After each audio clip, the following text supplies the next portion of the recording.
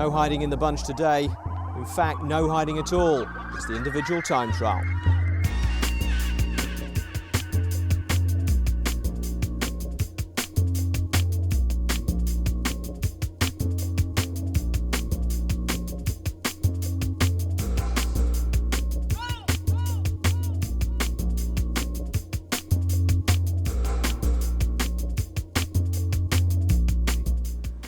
Well, this is it.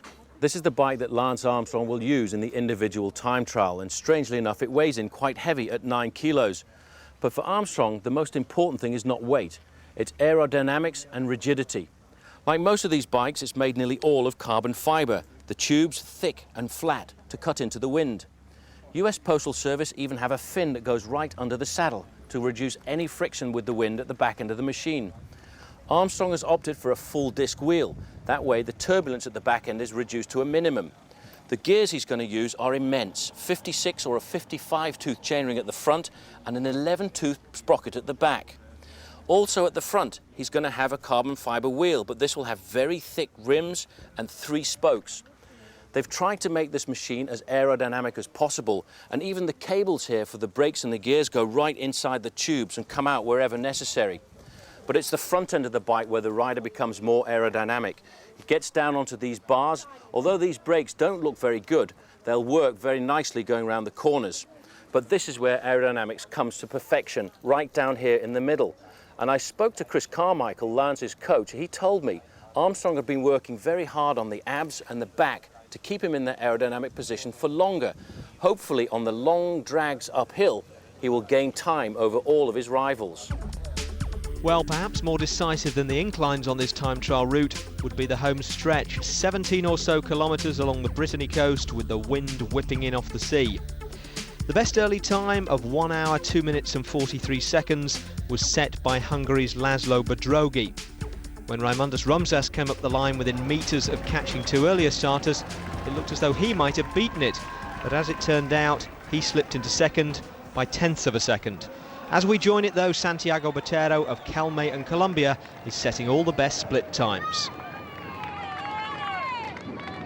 This is really beginning to warm up as the top riders come out firing on all cylinders. Huge crowd shouting them along here now as Botero is heading up now for the other check here. He should be just outside 1-2, 1-2-10 or something like that as he comes up to the line. If he's held on to all of his gains out on the course and added a couple of seconds more. He still looks very, very good here. And this is a man, king of the mountains of the Tour de France, who is now looking for a high finish in Paris as well. It is looking very good. 1:2:43 to beat, and he surely has done that, but he's not thinking of what Bedrogi has done or Rumsas. He's just afraid of what Armstrong will do behind him. So he needs the best time possible here as he races up to the line. Well, the time I thought has just gone by. He too has found this last 6 kilometres a bit of a problem, but it's still best time. 1:2:18 for Santiago Botero. Well, this is the man who everyone wants to see what kind of performance he's going to put in this afternoon. Over the last 9 time trials that have been at the Tour de France, Lance Armstrong has won 7 of them. He's aiming for his 13th stage win in a Tour de France. If he gets it today, it certainly will be lucky for him, because no cyclist currently racing has won more stages in a Tour de France. There are 3 riders, Cipollini, Zabel and Armstrong, all on 12 wins. Now, here's the big news. Sergei Honchar heading up towards the finish now. He was 8 seconds behind Santiago Botero with 6 kilometres to go. Has he kept those legs punching out this enormous pedaling gear? He certainly looks as though he's moving with some speed now. He's looking to do a time of 1:2:18 if he's going to get it, but I don't think he is, Paul. That time, I think, has slipped away. Yes, it has. It has. So Honchar coming in at the moment. He should hang on to second best time. A little bit more of a sprint, Sergei. You're not quite there. As he comes up to the line, it's going to be a longer one than he anticipated. 1:2:36 for the moment. Second place for the former world time trial champion. The problem on the course, Jalabert, a problem with his bike as well as his helmet. Here's the situation replayed for you. Now, Paul, is it a flat tyre? I think the way he stopped it must be. Well, he's trying to take the back wheel, but in Yep. fact it's going to take too long, and the mechanic is going to come up as quickly as possible. It looks as if he's got that stuck in there. You see, he's actually trying to unscrew that himself, and this is a very slow change for Laurent Jalabert. This is the problem with the aerodynamic bikes. The wheels and the quick release skewers have to be tightened down, and the mechanic has gone back to the car right now. This has lost Laurent Jalabert pretty close to 45 seconds right now. The spare machine is up there and running, but you know, that really breaks the rhythm once something like that happens. The leader of the Tour de France, 5 days in yellow, Igor Gonzalez de Galdeano, is now underway. And Armstrong, looking for a 13th stage win in a Tour de France, is keeping the rhythm going over that little rise. And once he smells the finish, he will squeeze that little bit more out of his body. And Igor Gonzalez de Galdeano is still the man in yellow, and he is over half distance of the time trial. So I think it's safe to assume, Paul, unless he completely cracks up, he's going to keep the race lead tonight. By a few seconds, I would think, and it's going to be pretty dramatic then the first days in the mountains, because we may well be looking at a huge Spanish attack. There's the clock for you to see now, and counting. Lance Armstrong is very close to the first or second in the time trial. He would want it to be first as he comes up to the line now. The clock is going to tell him he is not going to win the time trial. Santiago Botero has got a great scalp here as Armstrong comes up to the line. In fact, he's conceded a little bit more time on the approach to the line. As Armstrong comes up, he will be 10 seconds down. 1:2:29 for Armstrong. Well, at that point, the sheer drama of the day overloaded the French television circuits, and the climax of the stage was lost to the world's live broadcasters. In fact, these are the only pictures of Igor Gonzalez de Galdeano crossing the line. It didn't affect the result, though. He came in with a time of 1:02:37, good enough for fourth and good enough to keep him in the yellow jersey. So Santiago Botero hands Lance Armstrong his first defeat in a Tour de France time trial for 4 years to take a dramatic Stage 9 win. I can't lie and say I'm not disappointed with today, because I am a little disappointed, but anyways, here we go. Sí, bueno, la verdad es un sueño.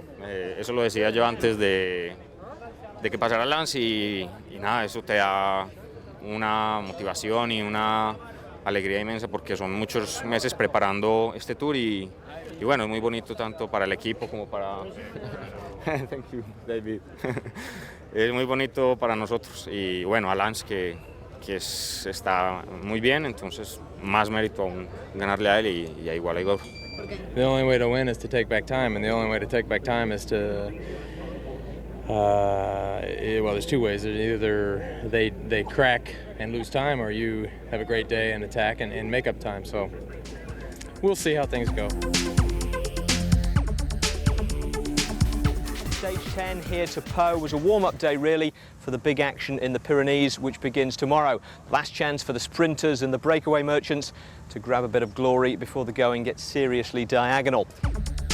Pau, last stop before the mountains, which meant it was the last real chance for the opportunists to stage an escape and for the sprinters to pick up any big points. 35 on offer for the stage win on a flat stage and 3 intermediate sprints along the way, with 6, 4 and 2 points for the first 3 riders under the banner. Well, Eric Zabel started the day just 2 points ahead of Robbie McEwen in the green jersey competition, and at the first sprint McEwen beat him into second place, with Stuart O'Grady a very close third. That meant McEwen and Zabel were now level on points.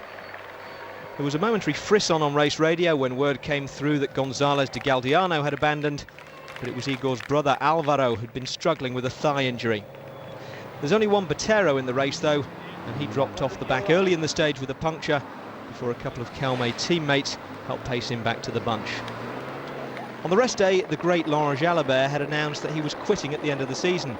For the second stage running, his bike decided to take early retirement. In fact, he got through 3 by the end of the stage.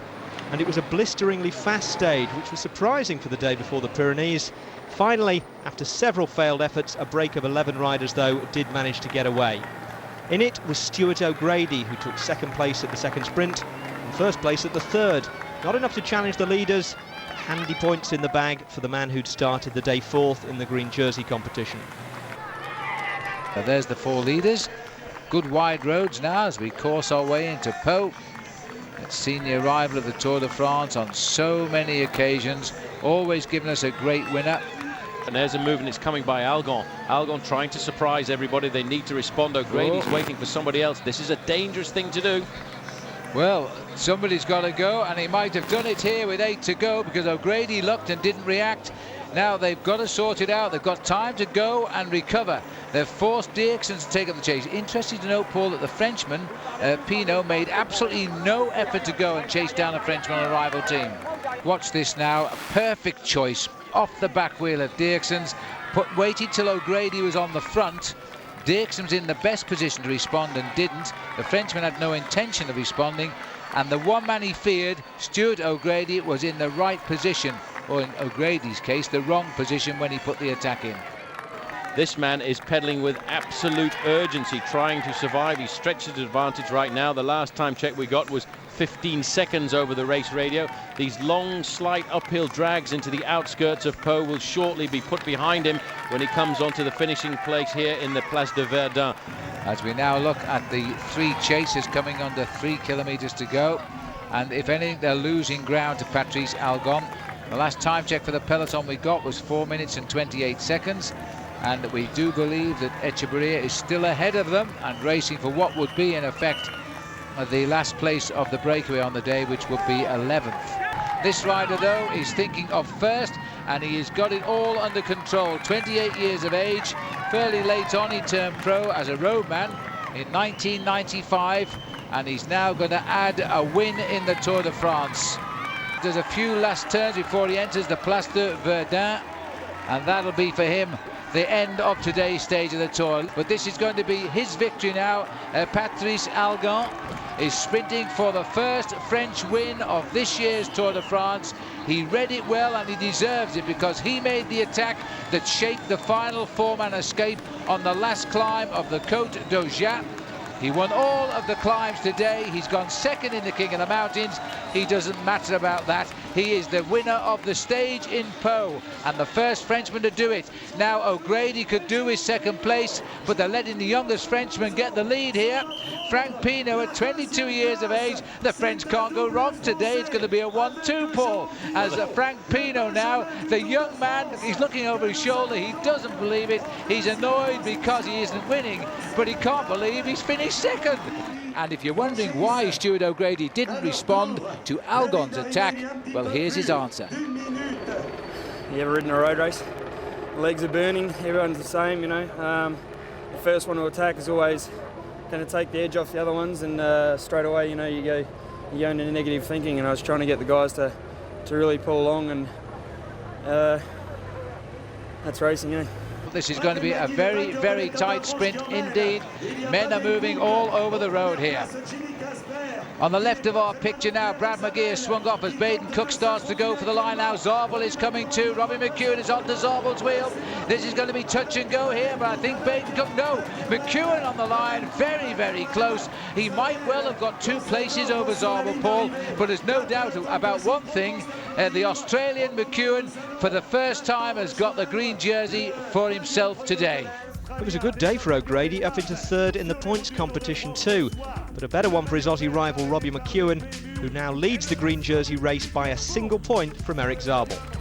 This is what I've been working for the last few days, and you know, a few days ago, about 4 days ago, I was virtual green on the road, and then at the finish I lost a few points through finishing 3rd when Eric won, and it took me another 4 days after that to get back on level terms. And now I knew I had to beat him here at the finish, and I was able to do that and take a 1-point lead. So it's an honour to be able to wear the green jersey in the Tour, and now we hit the mountains and the fun starts. Today marked the start of the Tour Mark II as the race hit the Pyrenees in the certain knowledge that the Pyrenees would retaliate. Stage 11 would be the first big test for the men chasing Lance Armstrong's title, and of course for Armstrong himself.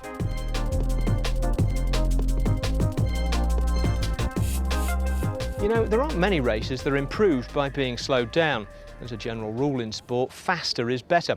In cycling, though, suffering beats speed, and nothing produces more suffering and more spectacle than the Alps and the Pyrenees, which is where we are today. Now, of course, the strongest man in the mountains the past 3 years has been the strongest man overall, Lance Armstrong, and he didn't get that way just by eating his shredded wheat.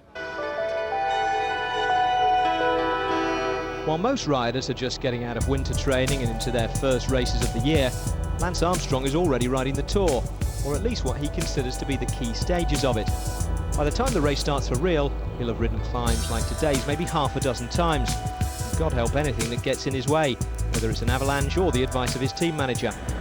Lance, we're going with the car to until where you can ride, to prepare your clothes and some tea and stuff. Okay. Okay? What if I keep going? You can't. Huh? You cannot. 3 meters of snow. The guy says you can. There's no way you can ride. There's no way. Who says that? It's, in my opinion, essential to know the courses, and not just to be able to say, yes, I know what the 2002 looks like, or yes, I know what La Mongie or Plateau de Bay or La Plagne looks like, because I've done it before. We did it in the Tour in '93. I was there, I did it. It's not the same. The approaches are different, the roads have changed. You know, the climbs you do before are most likely not in the same order that you did them in '93. So it's important to go and see it exactly the way it is. And then second of all, and maybe even more importantly, is it's fantastic training. To spend 4 or 5 days there with such climbing and such hard days, in my opinion, is one way to improve. No rider in history has prepared for the Tour with Armstrong's zeal and attention to detail, and the benefits can obviously be seen on the podium in Paris. But once you realise what he's doing, they're noticeable on the road too. When Armstrong attacks, like he attacked Jan Ullrich on Alpe d'Huez last year, it's in the knowledge of exactly where he is on the stage and what difficulties lie between him and the finish line. Not to diminish Armstrong's natural talent, but it's that kind of knowledge that can make the difference between winning and losing, and there's only one way to acquire it. I think I want to ride a little more, you know? Why don't you do another 10 kilometers of uphill? I'll go down 10K and come back. Pay attention, man. 10K.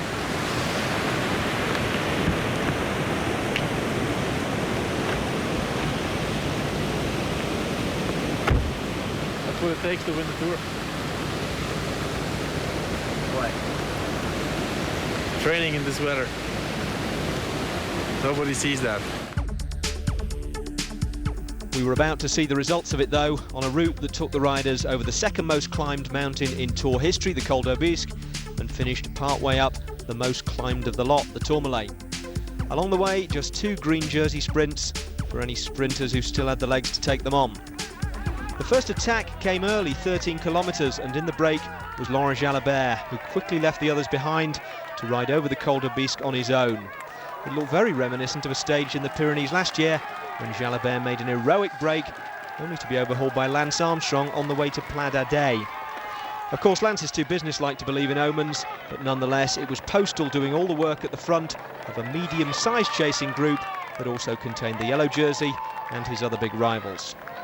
Telecom were doing some chasing too, with Robbie McEwen struggling at the back. They were hoping to keep their man Eric Zabel at the front for just long enough to get some points at the second sprint of the day. Having gone up the Col d'Aubisque and the Col de Soulor, a couple of riders came down heavily. Jens Voigt of Credit Agricole and the winner of stage 7, Bradley McGee, who'd left a couple of sponsors' logos on the tarmac in exchange for some nasty-looking road burn. As we join the action, Jalabert is still out front and hoping to avoid a rerun of last year's Pyrenean adventure. Well, Jalabert riding hopefully to a stage win, if not the race lead, because that's gone, I think, for him.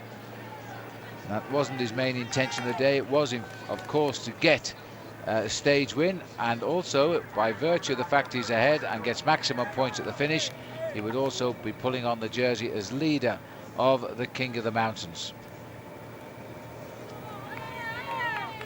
A beautiful sunny day, a lone leader in the Tour de France. The latest gap is 3 minutes and 19 seconds for the rider out front. Laurent Jalabert has held them without gaining or losing a second for so many kilometers now, and he still looks as though he's struggling, but let's hope that he will make it up that valley there to at least the finishing line, which today, thankfully, I would suggest now for Laurent Jalabert is only 2/3 of the way up the Col de Tourmalet. I tell you what, that was a beautiful backdrop, Phil, and one that I used to get very scared of when I was a bike rider, because when you saw the mountains starting to close around you, you knew there was only one way out, and that was up. And that's what all of these bike riders are thinking about right now. For Lance Armstrong, after the individual time trial a couple of days ago, this is his first real rendezvous at the Tour de France. He's laid his foundations for victory over the last 3 years in the mountains more than anywhere else, and it's nearly always been on the first day in the mountains. I think that tactic may change today, because I have a feeling Armstrong will wait for tomorrow's stage, which is a lot longer with a lot more repetition of climbing to do. But the one man who wants to stay as close to possible to him is there in the yellow jersey is Igor Gonzalez de Galdeano. At the start of the day, they were separated by 26 seconds. Well, we're looking at Laurent Jalabert, this wonderful cyclist from France who's ridden so well today. He's such a brilliant, aggressive bike rider. I'm not sure he can hang on to the finishing line. We all hope he can. Looking now, he's at 3 minutes 11 seconds. He is 20 kilometers or 12 miles from the finishing line. So close, and it's a desperate moment. 3 minutes 15 seconds for Laurent Jalabert. Looking better, I think, now than he was about 15 miles ago. Well, this is the Valley of Campon, and the beautiful little town of Santa Marie de Campon has its place in the annals of the Tour de France. It was here in 1913 when Eugene Christophe came off the mountain, ready to climb up the next one, had broken his forks, and in the local forge he asked somebody to work the bellows while he repaired his own bicycle forks, and to get any assistance in those days was not allowed. He was disqualified from the Tour when he was the leader. And in fact, the forge is now part of a museum in that town. That's an incredible story, but this is the area where the history and the legends of the Tour de France have always been made. The mountains are so dramatic. They're dramatic as a backdrop, and they're also dramatic as a racing terrain, as Laurent Jalabert knows so well. He's raced well in the Pyrenees in the past, and last year did a similar escapade to this through the Pyrenees and tried to get himself the win at the top of the summit of the Pla d'Ardèche. But unfortunately, he wasn't able to do anything against the return to the top of Lance Armstrong on that day. And 20 kilometers to go for the US postal-led peloton containing the Maillot Jaune. And the stars of Kelme are here too, by the way, Botero and Sevilla. There's little Sevilla. Babyface himself, Christophe Moreau, nearest camera in the green. Behind him is Bobby Julich, who looking good today, Bobby. The sun is now coming off the right shoulder of this great French rider, Laurent Jalabert. The gap, 3 minutes 25 seconds. He's pushing it out again. This man never knows the words give up. He will fight to the end. Well, he's around about 4 kilometers now from the real start of the final climb of the day. The final climb of the day is 12.8 kilometers. The average gradient only works out at 7%. But I think as we get closer to the summit is where it is its steepest part, and there the average gradient is 10%, and that's where it will really start to kick in, and the pain will start to appear in the riders' minds. This is the lovely town now as Santa Marie de Campon, where Eugene Christophe once snapped his forks and was then disqualified because he got somebody to work the bellows while he forged a new pair. That's not justice, but that was in 1913. The rules were different then. Well, the rules were different then. These men have cars that follow behind to change their machines, and it's a much slicker organization that the teams have than the early teams when riders used to sleep at the side of the road. And there's some great stories, if you ever want to read the history of the Tour de France, of men actually being kidnapped to try and stop them winning the Tour de France, and being set upon in the night as they tried to ride through the mountain passes. None of that goes on now, I don't think. So Laurent Jalabert now has only one thing on his mind, that's the climb, which is directly ahead of him. He is holding and slightly gaining, 3 minutes 20 seconds, so he just keeps it in that 5-second window. These boys keep the steady tempo going. Rubiera, number 9 there, the big rider from Spain, all now ready to ride alongside Lance Armstrong. Little rush of Rabobank riders there because Levi Leipheimer is here and looking good, so he may have informed the riders to put him in a good position as they start the assault on the finishing climb. Igor Gonzalez de Galdeano and his teammate Yoshida Bolocki is down there side by side, Bolocki's been off. He's on a different bike. In fact, he changed his bike in the end, and you can see he's got no number on his frame now. So he's got rid of all his problems, he hopes, for the day. His only problem now, where's number 1 in this race, Lance Armstrong. Just 10 kilometres to go. This is an heroic performance today. Well, he hasn't lost anything at all, and this is really very impressive, because bear in mind, this man, Phil, was attacking after just 15 kilometres of racing today. As soon as the race came out of the blocks, Jalabert was looking for the move. He's equipped his bike with very special wheels today. They're aerodynamic wheels. These wheels were put on for a special reason. The reason was he wanted to get himself off the front and try and do a special exploit in the Pyrenees for what is possibly his last attempt at the Tour de France, because he's told the world that he will retire at the end of this year, and he's doing a great ride and still holding on. I'm sure the accelerations must come, but they won't come, I don't think, until we get to the steeper part of the climb. Right, because at the moment, you may have noticed Jalabert still had his chain on the big chain wheel, pedaling a heavy gear indeed, and not the sort of gear that he will pedal very, very shortly. Here is Zabel.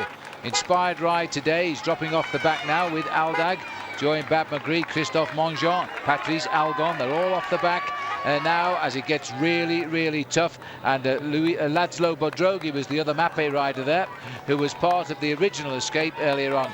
They've all called it quits on the climb now. They've stepped aside as the big players have started to turn the screw that little bit tighter. And it's the boys of US Postal who are mounting the pace. Still over 3 minutes for Jalabert, 3 minutes 10 seconds. He can tick the kilometres off now. He's in single digits. Unfortunately, the last 6 kilometres are at 1 in 10 or 10%. That's painful, that is hard. Laurent Jalabert has got to do something very special to survive today, Phil, because he's been on the attack for over 130 kilometres. The shoulder's just rocking a little bit, and this is Laurent Brochard here. Well, I never saw him come back into the race. He was dropped on the obese. He must have done, but now I think he's going back again from the leading group. So he did a fair ride to get back into a position to even be left behind by the peloton today. Looking down at the selection being made here now, a lot of riders have dropped away off the tail of this group, including, unfortunately, Bradley McGee. He wouldn't have been dropped if he hadn't have been injured on the descent of the fall of the descent rather, after a fall on the Col de Soulor. And another rider going off the back here. Looks as though it's Michael Bogarts. So he's gone, and this is David Miller. So he was in there, but sadly, the first time we see him, he is losing contact from the bunch. Well, he's having a hard time. It must be difficult to keep hold of the handlebars with that rib that's giving him a lot of pain, a problem with his intercostal muscles. And when you get into a big race like the Tour de France, no extra pain is required at all. And it's a pity to see that David Miller is going off the back there.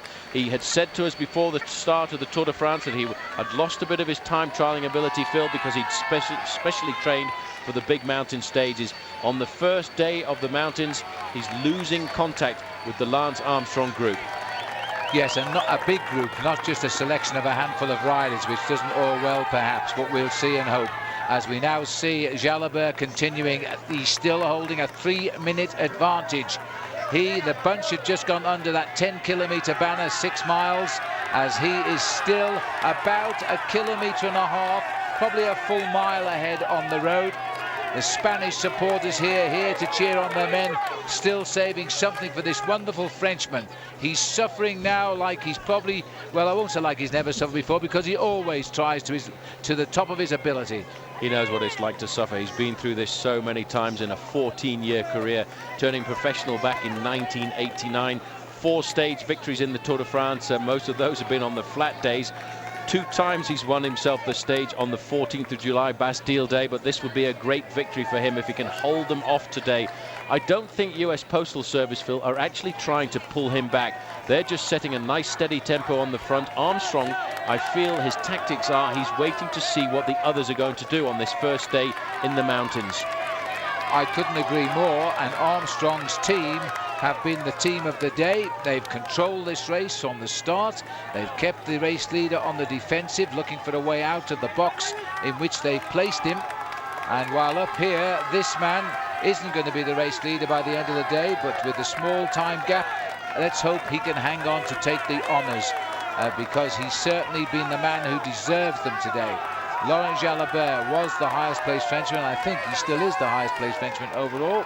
Starting the day, 4 minutes and 18 seconds down. If he can finish 1.5 minutes ahead, he'd be in the top 5 riders in the Tour anyway. Well, the French have a good word to describe this kind of bike rider, the man we've been looking at for most of the afternoon, Laurent Jalabert. They call him a guerrier, which means a warrior, and he certainly is a warrior of the Tour de France because he's gone out on the attack on so many occasions. We're now looking at Lance's men. That was Rubiera just going through. Armstrong still looking calm and collected. Roberto Heras is just behind him. Heras, a former winner of the Tour of Spain. He actually has had a serious problem with his calf over the last few days. The man who wears the yellow jersey must be wondering exactly what is going to happen. Levi Leipheimer, 3rd overall in the Tour of Spain last year, the leader of the Rabobank squad right now. And formerly, he used to ride alongside the men in blue because he raced for US Postal last year. There was no place for him in the team this year because he has become a leader in his own right after that brilliant ride in the Tour of Spain last year. Now it's his first time in the Tour de France, and this a big test day for him. Back to the man who just wants to survive and get it over with. He's an old hand in the Tour de France. He's had the coloured jerseys, every one of them on his shoulders at some time or another. And the 2 he's kept all the way to Paris, the King of the Mountains and the green jersey as best sprinter. There aren't many cyclists in the world ever won the 2 extremes of the competitions. Definitely not, but this man has done that, and he's also won himself the Tour of Spain as well, and he's won so many stages in that unbelievable bike race, and he's been able to win himself different kinds of races from the very start of the season in February right the way through to the end of the year. George Hincapie doing a superb job today as he keeps the pace up at the front, being followed here by Rubiera.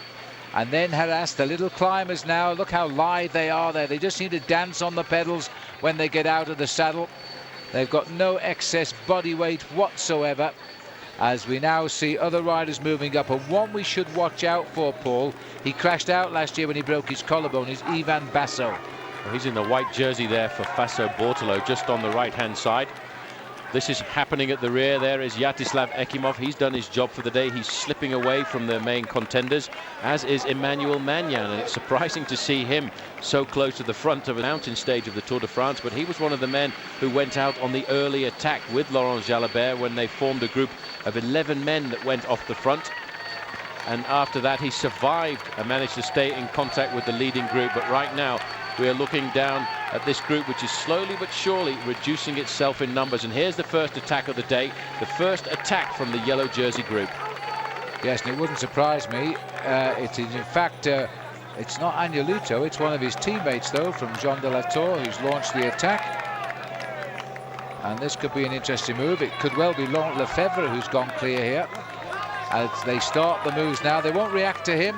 Lefebvre is on his way.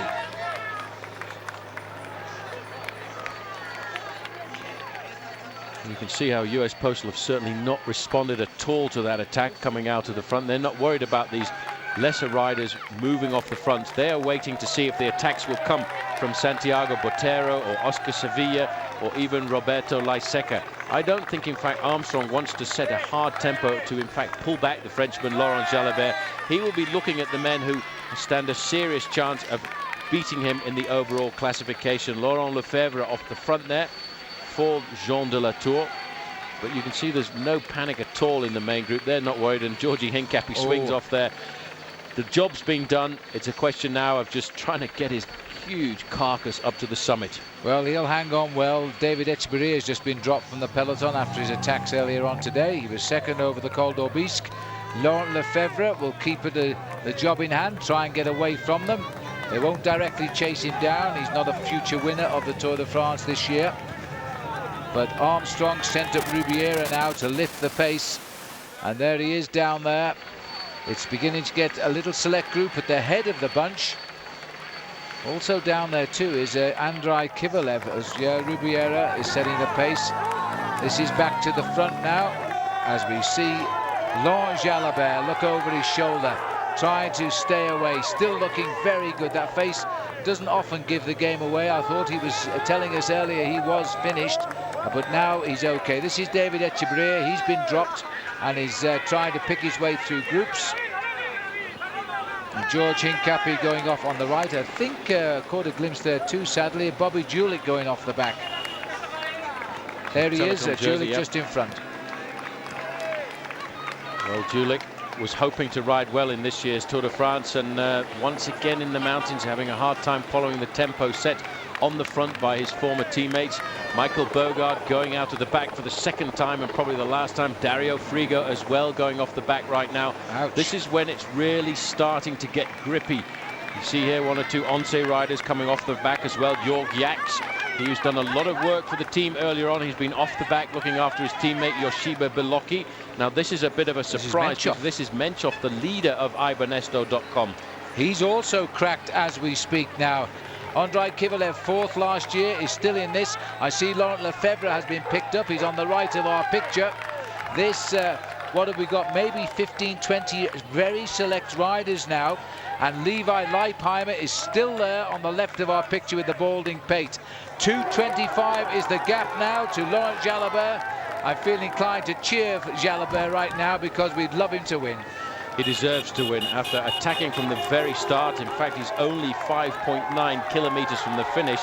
The tempo on the front there is being done by Lance Armstrong's faithful lieutenant there, Chechu Rubiera. Rubiera setting a very nice pace on the front. No problem at all for Armstrong. He doesn't seem to be worried about pulling back Laurent Jalabert. Yoshiba Belocchi is on his tail. The yellow jersey still in very fine contact in fourth place. Igor Gonzalez de Galdeano. They are all there for the moment.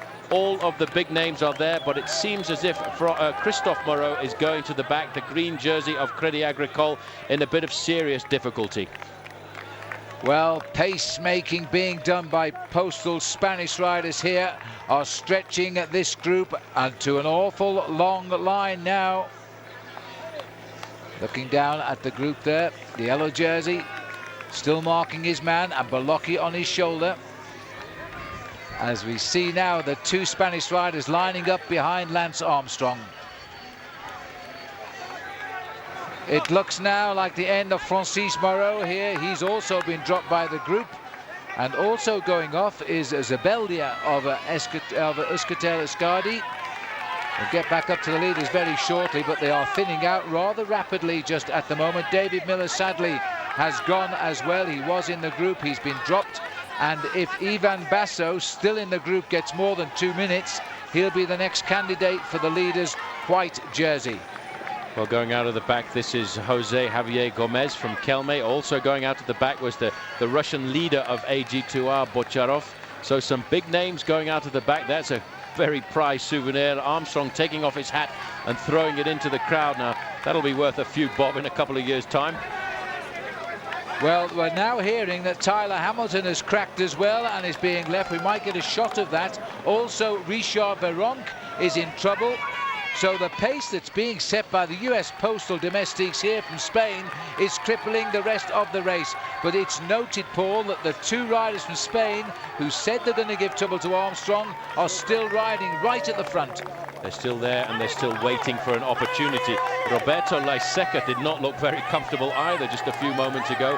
He would be the big hope for the crowd here, who are resplendent in their orange jerseys and shirts, and they were hoping that it was going to be the day for Euskaltel Euskadi. You can see the Basque flag at the side of the road there, but I think the majority of the crowd here are willing this man on to win, because this man has done an unbelievable exploit today.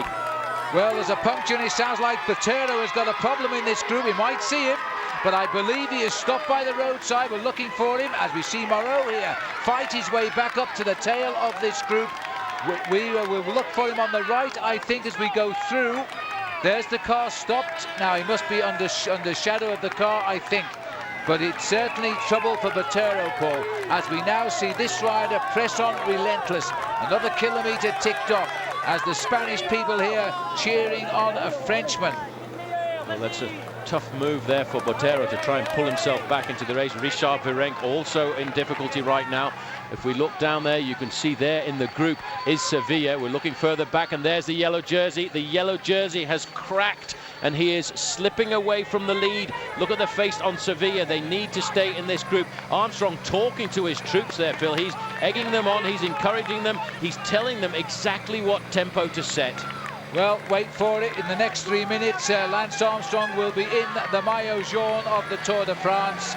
Igor Gonzalez de Galdeano started the day 26 seconds ahead, and he's losing it fast with, surprisingly, Francisco Mancebo is in that group as well. Well, Manolo Sainz always said his man was on the left there, Bolocki, and Bolocki is still riding. But they're slowly becoming outnumbered. A great ride being done as well by Andrei Kivilev of Kazakhstan. Still in there. He's still in there, still surviving. Mancebo is here. The yellow jersey has to survive. Now it's Roberto Heras. Heras has come to the front. This man is the big mate of Lance Armstrong. His teammates have done an unbelievable job at 5 kilometers to go. Leipheimer is no longer there. They're 5 kilometers to go to the summit. Andrei Kivilev looks as if he's going to crack now. The Cofidis rider on the left-hand side. Roberto Heras is lifting up the pace for Armstrong, who slowly but surely is riding his way towards the yellow jersey. And this is destruction time now. Only one rider is left. One rider on Once versus what's left of US Postal. This is a show of defiance now. Bolocki is hanging on to the coattails of Armstrong as Roberto Heras is just lifting the pace too much for everyone except 2 men. So it's one-on-one, Paul, and Bolocki is the only man able to hang on to Armstrong. Well, it looks like the Once Armada is crumbling. There is Levi Leipheimer, the leader of the Rabobank team. He can see the yellow jersey, Igor Gonzalez de Galdeano. Gonzalez de Galdeano knows that his chances are slipping away this afternoon, and Manolo Sainz was right to assume that Yoshiba Bolocki should be the lone leader. Just for the record book, this man at 5 kilometers to go had a 1 minute and 20 seconds advantage over this chasing group of Armstrong, Heras and Yoshiba Bolocki. Armstrong, though, has got an unbelievable team of climbers. What a brilliant job done by Chechu Rubiera, and then taken over by Roberto Heras. He's got a huge bandage on his right calf muscle there, but he's riding a great tempo for Lance today. They are now just 56 seconds down on Laurent Jalabert, and even Bolocki looks to be having some difficulty to stay on the tail wheel there of Armstrong. The first day in the mountains, and Armstrong is all over this race again. Less than a minute now to catching Laurent Jalabert. I don't think he can survive, but at least the 3 coming up are not going to wipe him out of the leaderboard entirely. He surely can hang on to something on this great day of racing. Armstrong checking in there with Brunel too. I think he probably wants to know where's the yellow jersey right now, as Heras does all of the work for his teammates, allowing Armstrong the option here to sprint clear when he wants to. He is riding this event so cool. He is very cool, talking to Johan Brunel all the time. Brunel talking to his man, slowly but surely explaining just exactly what the gap is. Right now, all Igor Gonzalez de Galdeano can do is ride his personal time trial to the finish and hope that he conserve 26 seconds.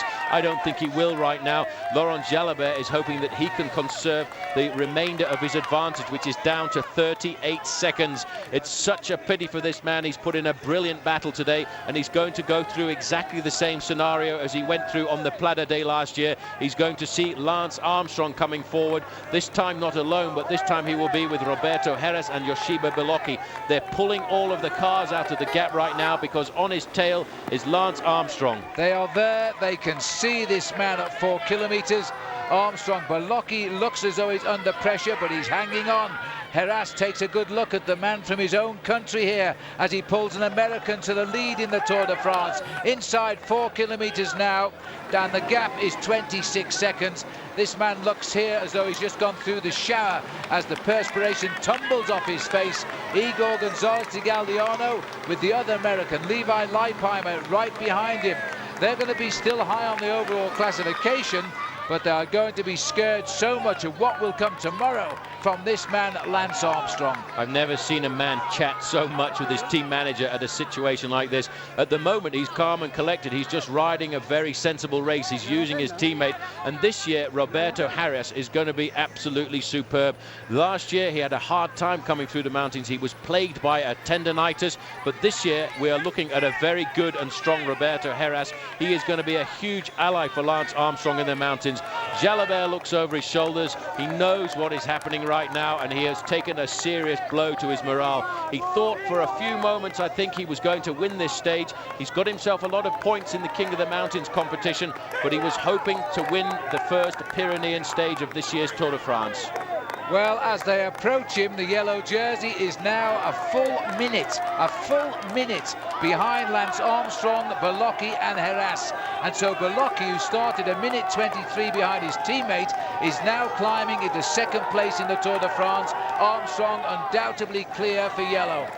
When you crack on a climb like this, you blow to absolute smithereens, and that's exactly what's happened to Igor Gonzalez de Galdeano. He has worn the yellow jersey now, Phil, since the team time trial. The pressure of wearing the yellow jersey on your shoulders is unbelievable. The press want to talk to you every day. You can't sleep at night, and right now it has been taken away from his shoulders. They have now caught Laurent Jalabert. There are 4 riders at the front of the race. I wonder if Laurent Jalabert has got enough left in his body just to try and stay with Armstrong. Heras is setting the tempo there. There's a Lone Star flag at the side of the road, and Armstrong quite content, Phil, just to sit there and let Heras do the pacemaking. There is nothing to gain at the moment for Belocchi even attempting to attack Armstrong, even if he can. Levi Leipheimer being tailed by the Maillot Jaune group here, which is still gathering strength as riders join Igor Gonzalez de Galdeano, but now timed at 1 minute 10 seconds. Iva Kivilev is the rider on the left of our picture there, and rider number 31 is Oscar Sevilla, but Botero has not recovered from that problem he had down the road. Most unfortunate for the Colombian. And Jalabert has also cracked. Let's hope he can hang on for 4th place. Look at his face, that really tells a picture. He thought for a few moments he could hang on to the train of Armstrong, Heras and Sevilla. He couldn't do that, but this man was attacking from the very first kilometres of today's stage.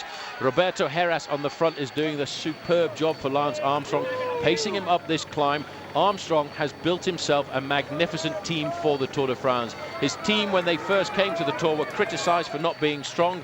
Right now, I think they've got the advantage over Once, who thought they were the strongest team on block to take on the Texan. Well, it has been a demonstration beyond belief here.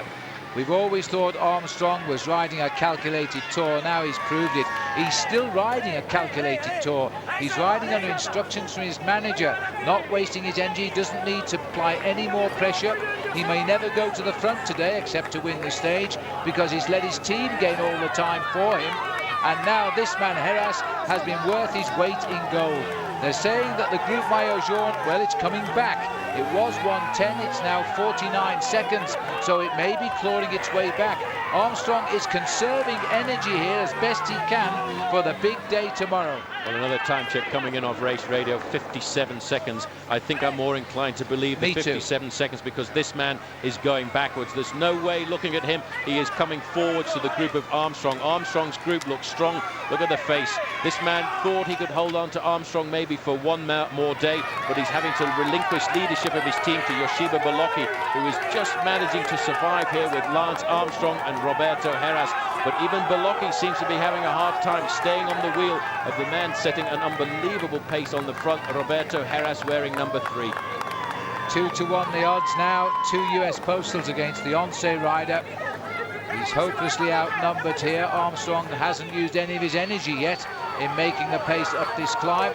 It would not surprise me though if Belocchi tries one cheeky attack just to try and steal the stage for a psychological result, but somehow I can't see Lance allowing it. I don't think I want to get Lance very angry at this stage of the game, and I think if he were to launch an attack, we would see a huge, violent counter-attack coming for Armstrong. At the moment, he is quite content to ride along in the slipstream of his teammate. He may well even try and offer the victory to his teammate at the end of the day, but the most important thing for these guys is for the victory to be in the US Postal camp. Belocchi is sitting there, and he has not got any ability at all to attack. He's quite happy to be there. The American flags are mixing it in with the Basque flags at the side of the road, and it looks as if Belocchi is having a hard time for actually staying on the wheel of the 2 men from the US Postal Service team. Go Lance on the torso of that man that just ran past. It's pick your hero and choose here, because the American's being knocked out by the supporters of Belocchi as they run alongside him. So it's Spain and America as we race across French roads, and this is a tremendous atmosphere here at the Tour de France. And this poor man, Laurent Jalabert, steadily going back. He's 10 seconds back as we speak, but still riding this mountain in 4th place. Well, this is what happens when the lights go out. Poor old Laurent Jalabert, he was riding on morale before. He still felt that he had the possibility of a win. And once you realize that you are no longer going to win, all the lights and sound goes out completely. This is the group of the second heads of state of the Tour de France this year. Raimundas Rumsas is in the blue and pink for Lampre. On the front there, the yellow jersey, Igor Gonzalez de Galdeano.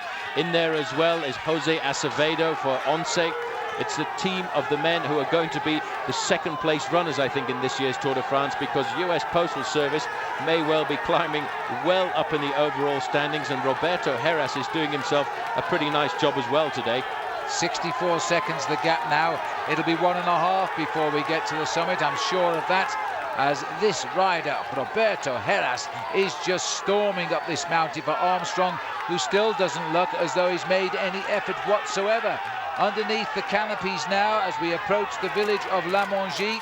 These canopies to stop the rock slides and the snow in the winter, to keep them off the road, as these riders now go through a corridor of orange shirts of the people from the Basque area of Spain, all shouting for the man in pink, while it's the man in blue who is the coolest operator on the Tour this day. Well, right now they're into the barriers. This is the safest part of the course. Right now, a few moments ago, it was just a corridor of people and noise for Armstrong, Heras and Yoshiba Belocchi. This is Laurent Jalabert. By the way, he's around about 51 seconds behind. Ivan Basso, in fact, counter-attacked the yellow jersey group a few moments ago, and he has caught Jalabert. He is in 4th place on the road. Well, this is the next white jersey after David Miller, I think, in the Tour. This is another superb performance, but it's all being acted behind the real centre stage. Here it is. That I suppose you noticed then that was a terrific acceleration that came from Heras. I thought he cracked Belocchi, but Belocchi has come back on. Armstrong, we're not under pressure. He's still waiting. He's waiting to see the banner, I think, for the finish, and then I expect him to shoot away. Now, where does Laurent Jalabert find these legs from? He's hung on to Basso, and he's hanging on to 5th place on the stage. This is the group behind of the Maillot Jaune. He's lost the lead now as we head up with the leaders inside 1 kilometre to go as we come up towards that kite. 68 seconds to the Maillot Jaune. Now, Paul, where does Lance launch the finishing attack? Well, I think he's going to wait until the very last moment. He said he didn't want to do anything dramatic today. He just wanted to see how everybody else reacted. The attacks never came from the climbers on the first day in the mountains.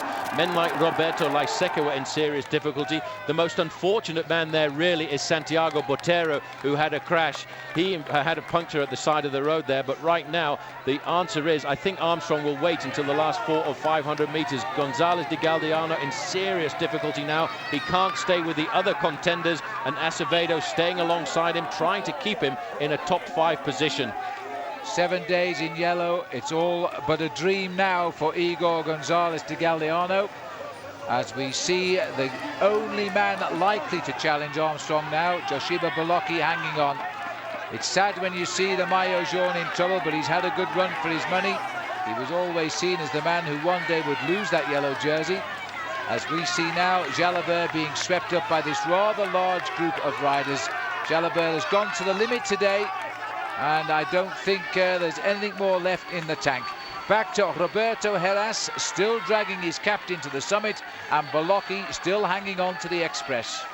Well, this has been an unbelievable piece of teamwork by Roberto Heras in 1st position there right now.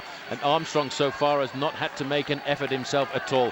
He has a brilliant team here at the Tour de France. All 9 riders are still there and intact. He now is counting on one of the best climbers in the world, Roberto Heras, a winner of the Vuelta a España. He now is just pacing Armstrong up to the finish. Armstrong looks across the road to force Belocchi to come to the front. They want to make sure they don't get caught out by a last-minute attack by the Spaniard.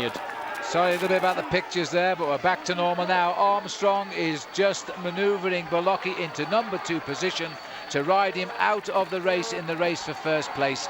He has watched Belocchi all day long. He's moved over, made him go 2nd, and poising himself for the sprint. Look at this now. He's got him pinned up behind Heras, and he's waiting till he sees the moment to attack, and he's going to win by 2 seconds. He's going to wait and see if Beloki attacks first. But there is the time to the maillot jaune. The yellow jersey at the start of the day is 1 minute and 23 seconds behind right now. Exactly what Beloki was behind the maillot jaune this morning, 1 minute and 23. So Beloki climbs to second overall in the Tour de France, but he is still going to be 1 minute 23 behind the new leader, I would think. Sorry, a few seconds behind the new leader, Lance Armstrong. Now, inside of the line, Beloki's still thinking of a win here. He's still proud enough to say, look, this is a finish in front of Spanish people, and he's going to give it his best shot.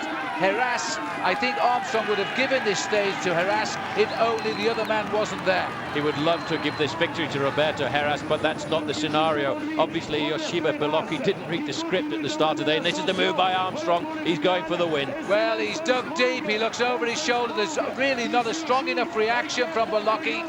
Beloki is desperate here, but what a good fight he has put up.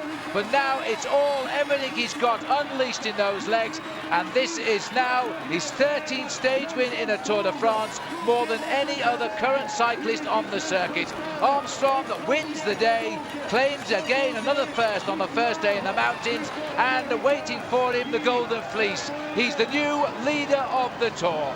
But it was hard. Look how hard it was for Beloki over the last 50 metres. He is cracked, I think, more psychologically than anything else. This man waited till the last possible moment. His teammate Roberto Heras will have crossed the line in third position, but the yellow jersey today has completely and utterly crumbled at the side of the road.